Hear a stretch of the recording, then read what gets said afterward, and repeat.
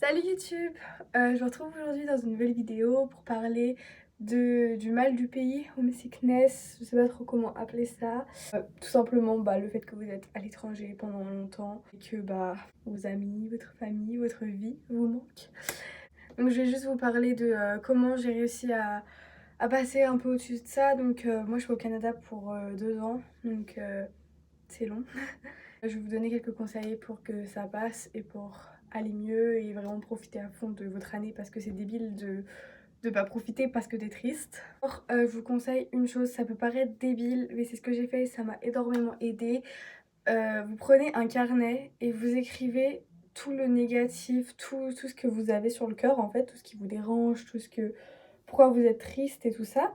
Et en fait, je sais pas, c'est peut-être pas pour tout le monde, mais moi je sais que ça m'a énormément aidé, ça m'aide énormément de poser quelque chose sur papier.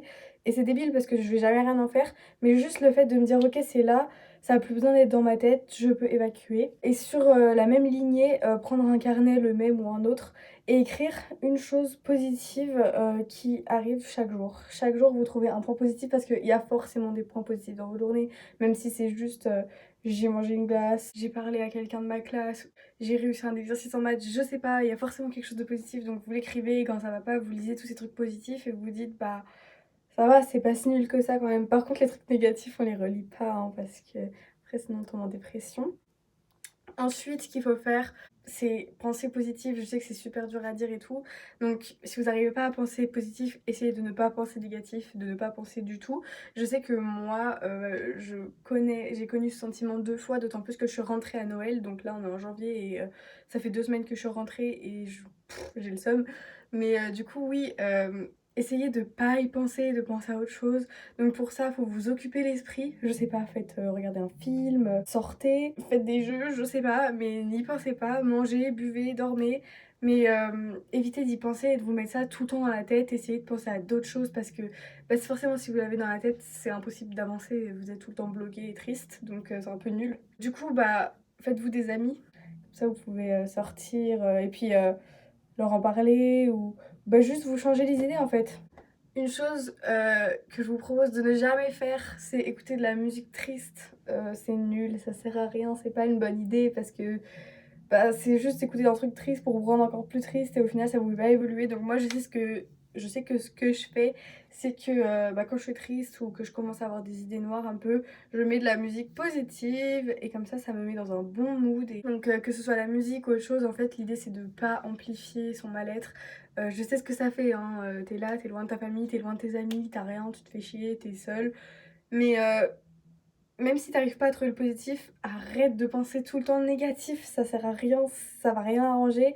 De toute façon, il faut accepter parce que t'es là et t'as choisi d'être là ou tu l'as pas choisi. De toute façon, que tu sois triste, content, pas content, t'es là, tu vas être là, ça va rien changer.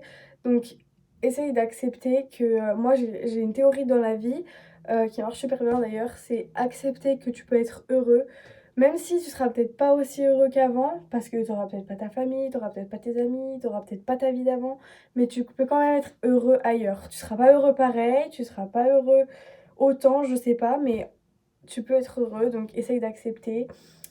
En gros, en conclusion, je pense que pour vaincre ce mal du pays, cette solitude, ce manque, l'idée c'est de sortir, de s'occuper l'esprit, de faire des choses, de pas y penser. Moi, je sais que ça m'aide énormément de pas y penser en fait.